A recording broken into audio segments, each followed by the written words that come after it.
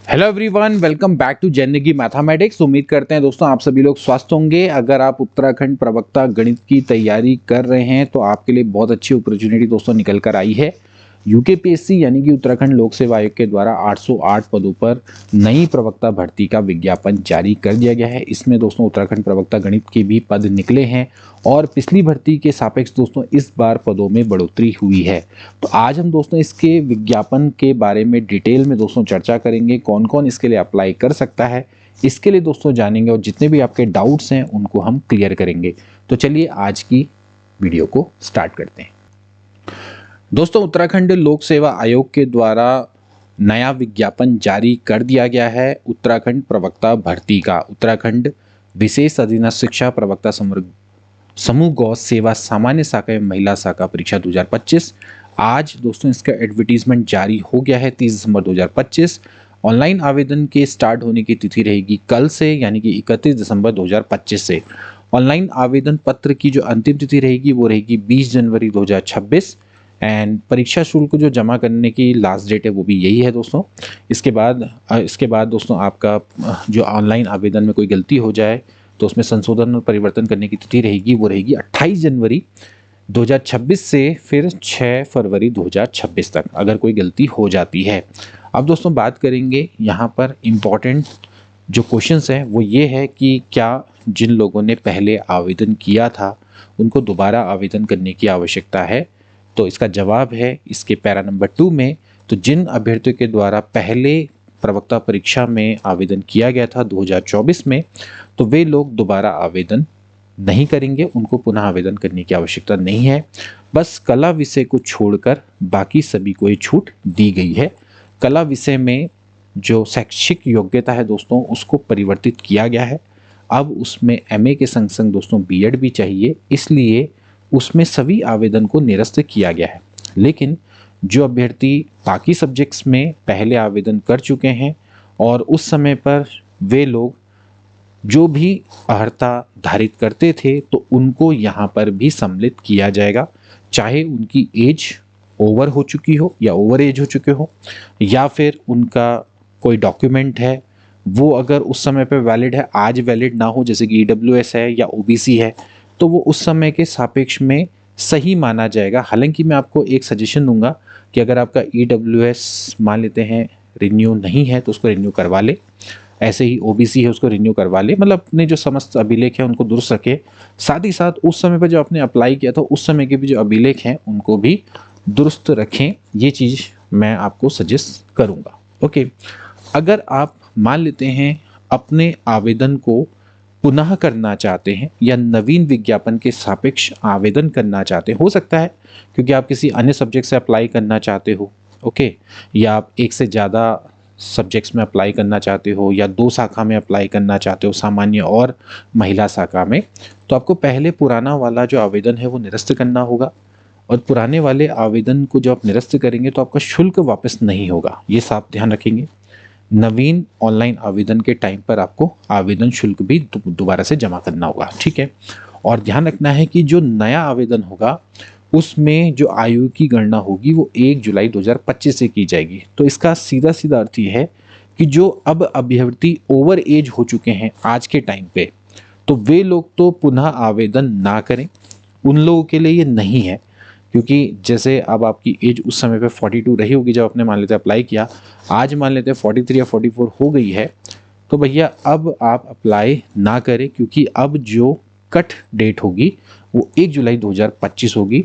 तो वे लोग ही अप्लाई करें या पुनः आवेदन करें जिनकी आयु अभी है, या सोच समझ के दोस्तों आप पुनः आवेदन करें, ठीक है। ये चीज़ आप यहाँ पर क्लियर समझ लीजिए। इसके बाद आवेदन निरस्त कैसे होगा, इसके लिए लिंक आएगा जल्दी ही। अभी तो फिलहाल जो ऑनलाइन आवेदन का लिंक है वो जनरेट नहीं हुआ, साथ ही साथ अभी निरस्त का भी लिंक आएगा, तो वो देखना रहेगा। उसके बारे में जो भी सूचना मिलेगी या जो भी अपडेट रहेगी उसको बता देंगे आपको। इसके अलावा मैंने पहले बोला जो प्रवक्ता कला है उनके 2 पदों को विज्ञापन में पूर्व में हटा दिया गया था और इसलिए जो भी आवेदन किया था अभ्यर्थियों ने उन सभी आवेदन को दोस्तों यहाँ पर निरस्त किया गया है, ठीक है। अब वे लोग दोबारा से यहाँ पर अप्लाई करेंगे। इसके अलावा 20 जनवरी 2026 ये दोस्तों आपकी विज्ञापन की लास्ट डेट दोस्तों यहाँ पर रहने वाली है। तब तक आपकी जितने भी जो डॉक्यूमेंट्स हैं वो आपके वैलिड होने चाहिए। चाहे आपका शैक्षिक अर्हता की बात करें वो कंप्लीट हो जानी चाहिए, या फिर अगर मैं बात करूं कि आपका रिजर्वेशन से रिलेटेड सर्टिफिकेट है वो कंप्लीट दोस्तों आपका होना चाहिए। ठीक है, देखिए यहाँ पर साफ साफ है कि अगर शैक्षिक अर्हता धारित करने की तिथि का निर्धारण केवल अंक पत्र निर्गत होने की तिथि से किया जाएगा। ये भी दोस्तों आपका एक इम्पॉर्टेंट है कि जब आपका मार्कशीट दोस्तों आपकी जारी होती है। अतः अभ्यर्थी ऑनलाइन आवेदन के शैक्षिक अर्हता के विवरण में रिजल्ट डिक्लेरेशन कॉलम में संबंधित शैक्षिक अर्हता के अंक पत्र निर्गत होने की तिथि का अंकन अवश्य करें, क्योंकि कई सारे अभ्यर्थी हैं जो कि अभी इसको लेके चिंतित हैं कि हमारी मार्कशीट अभी इशू नहीं हुई है, तो जल्दी से जल्दी अपनी जो मार्कशीट इशू है उसको करवा लें। तो उसमें जो मार्कशीट इशूइंग डेट होगी उसके आधार पर आपकी जो अनिवार्य शैक्षिक अर्हता है उसको मान लिया जाएगा। कहने का मतलब यह है कि ऐसा नहीं है कि जो डिग्री है उसकी आपको आवश्यकता। तो जब भी आपकी मार्कशीट इशू हो गई, मान लेते हैं आजकल में इशू हो जाती है या 20 तारीख से पहले अगर इशू हो जाती है, तो आप उसकी इशूइंग डेट को डाल दें, वो आपका रिजल्ट डिक्लेरेशन डेट में वो विवरण आ जाएगा। ठीक है, तो इसको दोस्तों ध्यान में रखें। इसके अलावा कुछ और इम्पॉर्टेंट चीज़ें हैं, जैसे कि आपका परीक्षा केंद्र कहाँ रहेगा। तो परीक्षा केंद्र दोस्तों आपका इस बार हरिद्वार और हल्द्वानी में ही रहने वाला है। पहले तो ज़्यादा परीक्षा केंद्र था, लेकिन अभ्यर्थियों की संख्या अगर कम होगी तो केवल हरिद्वार नगर में ही किया जाएगा, परंतु ऐसा लगता है कि ज़्यादा इनको परीक्षा केंद्र की आवश्यकता रहेगी, सभी लोग अप्लाई करेंगे। इसके अलावा कोई भी अपना सर्टिफिकेट है, चाहे वो EWS का है चाहे OBC का है दोस्तों, वो आवेदन की अंतिम तिथि तक दोस्तों आपका वैध होना चाहिए। इसके अलावा आप एक से अधिक शाखा या विषयों के लिए आवेदन कर सकते हैं। जैसे महिला अभ्यर्थी है तो वे लोग महिला शाखा और सामान्य शाखा दोनों में दोस्तों अप्लाई कर सकते हैं।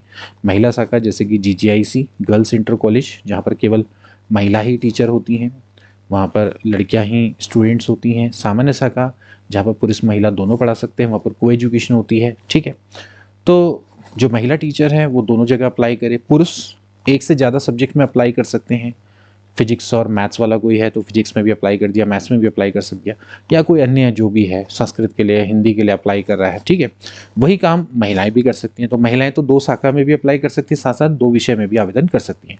सबका शुल्क अलग अलग पड़ेगा, लेकिन आवेदन एक ही रहेगा, सबकी अलग अलग प्रोसेसिंग फीस भी पड़ेगी। ठीक है, ये चीज़ ध्यान में रखेंगे। अब बात करते हैं दोस्तों यहाँ पर रिक्तियों के विवरण की। तो रिक्तियों की संख्या दोस्तों इस बार है 808, जो कि सामान्य शाखा में 725 पद हैं, जबकि महिला शाखा में आपके 83 पद दोस्तों हैं। और पिछली वाली भर्ती के सापेक्ष पदों की संख्या दोस्तों बढ़ गई है। पहले 613 पदों पर निकली थी, उससे पिछली बार 570 पदों पर दोस्तों भर्ती निकली थी, तो इस बार 808 पदों पर दोस्तों यहाँ पर भर्ती निकली है। इसमें दोस्तों बात करें गणित की पदों की, तो गणित के पदों की संख्या दोस्तों बढ़ गई है। पिछली भर्ती के सापेक्ष 24 पद दोस्तों निकले थे, इस बार दोस्तों 43 पद हैं यहाँ पर, जिसमें अनारक्षित के 23 पद हैं। और नागरिक शास्त्र में दोस्तों सबसे ज़्यादा पद दोस्तों दिखाई दे रहे हैं। हालांकि अन्य सब्जेक्ट के सापेक्ष देखा जाए तो कम ही है पद, लेकिन फिर भी ऊँट के मुंह में जीरा के समान है पद ये। हालांकि फिर भी पहले वाले से थोड़ा सा आपके पद जो बढ़ गए हैं, जो कि तैयारी करने वाले छात्रों के लिए थोड़ा सा अच्छी खबर यहाँ पर है। इसके अलावा दोस्तों महिला शाखा में भी देख लें तो यहाँ पर गणित के दोस्तों यहाँ पर 6 पद हैं, तो कुल मिला के 49 पदों के लिए दोस्तों यहाँ पर गणित की भर्ती यहाँ पर निकली है। हालांकि मैं दोस्तों आपको साफ साफ क्लियरली बता दूं, उत्तराखंड प्रवक्ता भर्ती में हमेशा से कम पदों पे दोस्तों भर्ती यहाँ पर निकलती है। अगर आप देखें तो यही दोस्तों रहते हैं 500, 600, 700 पद पे भर्ती निकलती है। वो ज़माना गया जब कभी 1200 पदों पर दोस्तों भर्ती आती, तो बहुत पहले का ज़माना था। धीरे धीरे स्कूलों को बंद किया जा रहा है लगातार, और जो टीचर्स हैं वो रिटायर हो रहे हैं, तो उनके संग संग पदों को भी समाप्त किया जा रहा है। तो ऐसे में प्रवक्ता भर्ती इतनी भी आ रही है तो ये भी काफ़ी, हालांकि कंपटीशन बहुत ज़्यादा बढ़ चुका है, बेरोजगारी बहुत ज़्यादा है, बट ये है कि अब सरकारी स्कूलों का जो स्ट्रक्चर है वो इस तरह से है कि सरकारी स्कूलों की साख लगातार गिरती चली आ रही है। लोग अपने बच्चों को सरकारी स्कूल में नहीं पढ़ाना चाहते हैं। हालांकि जॉब सब लोग सरकारी स्कूल में करना चाहते हैं, बट सरकारी स्कूल में पढ़ाना नहीं चाहता। तो जब तक इंफ्रास्ट्रक्चर नहीं सुधरेगा और सरकारी स्कूलों की स्थिति नहीं सुधरेगी, सरकारी स्कूलों की जो स्थिति है जब तक वो प्राइवेट स्कूलों के बराबर है उससे बड़ी नहीं होगी, तब तक यहाँ पर फिर भर्ती है वो निकलना धीरे धीरे कम ही होता चला जाएगा। क्योंकि आप देख रहे हैं कि धीरे धीरे जो उत्तराखंड के सरकारी स्कूल उनकी क्या हालत हो रही है। ऐसे में तो फिर रेगुलर भर्ती किस तरह से निकलेगी, ये सबसे ज़्यादा सोचनीय विषय रहेगा। तो सरकार को सबसे पहले इंफ्रास्ट्रक्चर पे काम करने की आवश्यकता यहाँ पर रहेगी। खैर वो सब एक बात का टॉपिक है, वो हम बाद में बात करेंगे। तो देखिए पदनाम है भैया प्रवक्ता, माध्यमिक शिक्षा विभाग के अंतर्गत निकली है। 808 पदों पर दोस्तों भर्ती निकली है।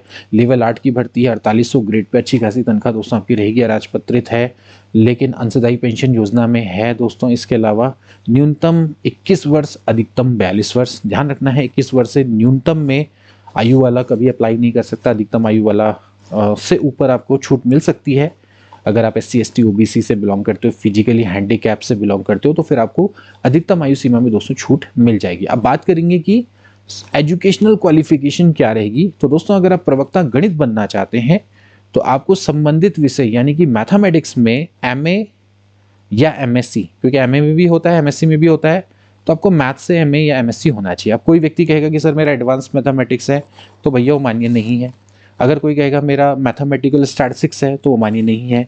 अगर कोई कहेगा सर मैंने MSc मैथमेटिक्स से किया हुआ है, तो स्टैटिस्टिक्स से दोस्तों किया हुआ है, तो वो मान्य नहीं है।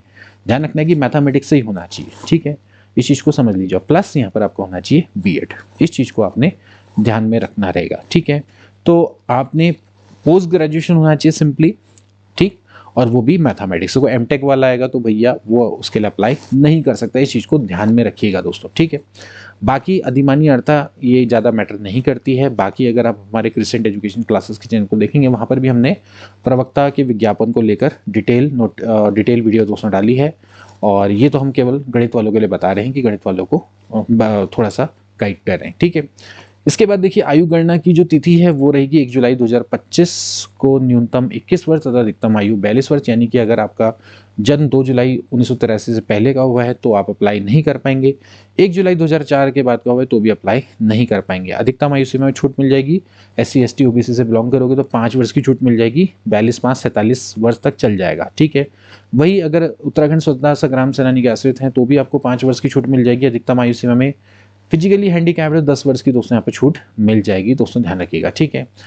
तो ये चीज़ दोस्तों आपने ध्यान में रखना है। अब दोस्तों इसके लिए अप्लाई कौन कौन कर सकते हैं। देखिए अप्लाई इसके लिए सबसे ज़्यादा प्रश्न ये पूछा जा रहा है क्योंकि काफ़ी सारे अभ्यर्थी बाहर के हैं, तो वे लोग लगातार पूछते रहते हैं कि क्या हम अप्लाई कर सकते हैं। देखिए आप लोग अप्लाई कर सकते हैं अगर आपने उत्तराखंड के राज्य से आपने हाई स्कूल इंटरमीडिएट किया हो, ठीक है, या फिर उत्तराखंड के आप स्थायी निवासी हो, ठीक है, या फिर अगर आप उत्तराखंड में किसी सरकारी नौकरी में कार्यरत हैं या केंद्र की हो, चाहे वो राज्य की हो, या फिर सैनिक अर्धसैनिक बलों में कार्यरत हैं, जिनकी जो नौकरी हो यहाँ से ट्रांसफ़र नहीं हो सकती, आपको उत्तराखंड में नौकरी करनी है, हमेशा उत्तराखंड में ही सरकारी नौकरी करनी है, तो आप, आपके पति, आपकी पत्नी या आपके पुत्र पुत्री जो भी आपके आश्रित है वो भी दोस्तों यहाँ पर अप्लाई कर पाएंगे। तो पहली तो दोस्तों नियम ये है। दूसरा ये है कि अगर आपने उत्तराखंड में आपने पंजीकरण करवा रखा है, तो अगर आपने उत्तराखंड जो सेवा एजेंट कार्यालय वहाँ पर दोस्तों अगर आपने पंजीकरण करवा रखा है तो भी दोस्तों आप अप्लाई यहाँ पर कर पाएंगे, ठीक है। अब ध्यान रखना कि जो सरकारी नौकरी में कार्यरत हैं तो वे लोगों को तो उत्तराखंड में पंजीकरण कराने की आवश्यकता नहीं रहती सेवा एजेंट कार्यालय में, तो उनको क्या करना पड़ेगा कि अपने विभाग से अनापत्ति प्रमाण पत्र लेना पड़ेगा, ठीक है। NOC दोस्तों उनको लेनी पड़ेगी, ठीक। अब कई सारे अभ्यर्थी कह रहे हैं कि सर हमने पहले 2024 में अप्लाई किया था, उस समय की NOC मान्य होगी। तो बिल्कुल दोस्तों उस समय की NOC मान्य होगी।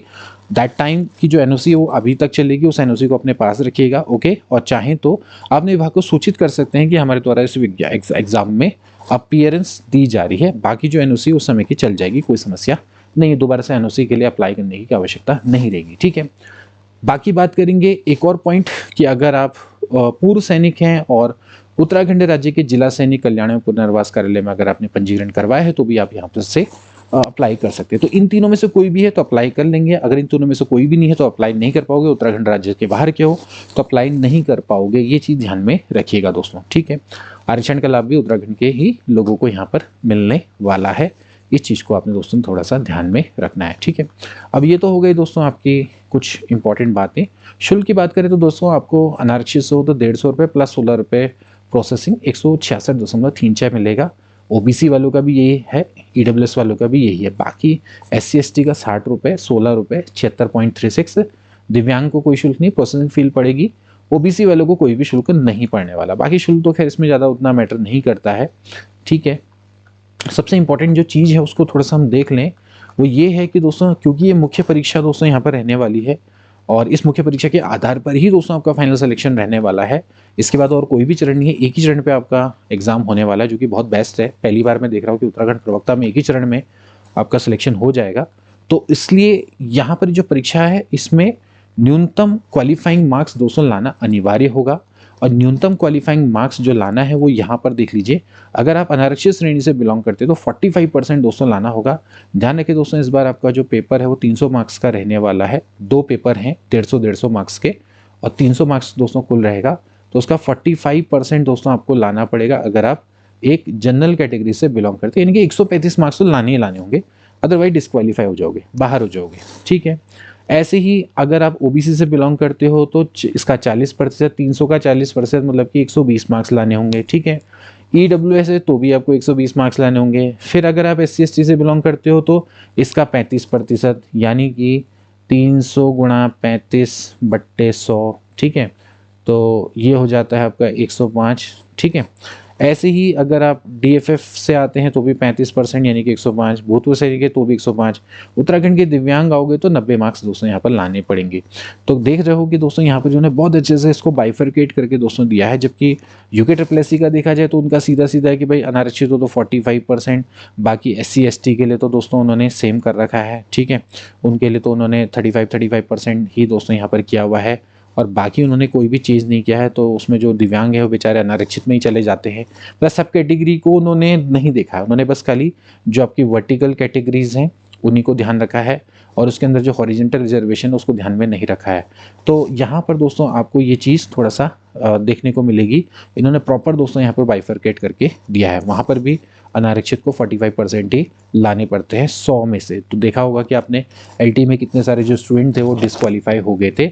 सो यू हैव टू मतलब आपको कम से कम दोस्तों यहाँ पर 135 मार्क्स लाने पड़ेंगे। मतलब कि 135 marks you have to score, otherwise you will get disqualified. Okay, so disqualified नहीं होना है, क्वालिफाइड तो होना ही होना है। और मैथ्स में मैं आपको बताऊं तो क्वालिफाइड ही हो जाते हो तो भी आप मान के चलते हो कि भैया आपका सिलेक्शन हो सकता है, क्योंकि मैथ्स का पेपर ही ऐसा आता है।